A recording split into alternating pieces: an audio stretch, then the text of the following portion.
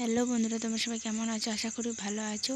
তো অয়ন একটু অসুস্থ ছিল, তোমাদেরকে একটা ভিডিও দিয়েছিলাম, সেই ভিডিওটা অনেকেই দেখেছো, আর যারা দেখোনি তারা বুঝতেও পারবে না। তো আজকে আমরা এসছি অয়নকে নিয়ে বাঁকুড়ায়।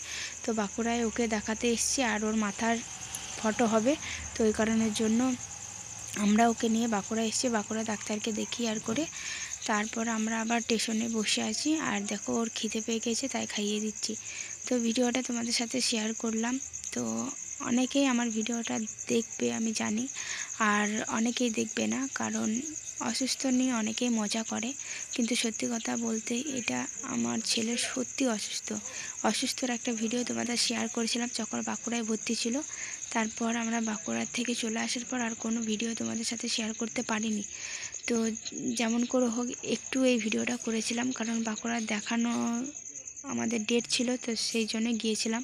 সেই ভিডিওটা টেনে আমরা মানে স্টেশনে বসে আমরা ভিডিওটা বরকে দিয়ে করিয়েছি আমি। তো যেমন পেরেছে তেমন করেছে আর কি। তো যাই হোক, তোমরা একটু ম্যানেজ করে নিও। তো আমার ছেলের মাথার একটু সমস্যা আছে, তো ওই কারণের জন্য ডাক্তারকে দেখাইছি, ডাক্তারে ফটো করিয়ে দিয়েছে, আর বলেছে যে একটু নার্ভের সমস্যা আছে, তার জন্যই আমরা ডাক্তার দেখাচ্ছি। যাই হোক, তোমাদের আশীর্বাদে যেন অয়ন তাড়াতাড়ি সুস্থ হয়ে যায়। আর তোমরা তো জানোই যে অয়ন চলতে বসতে পারে না, অনেকটা অসুস্থ। তো জানি না কবে ঠিক হবে, কবে চলতে বসতে পারবে।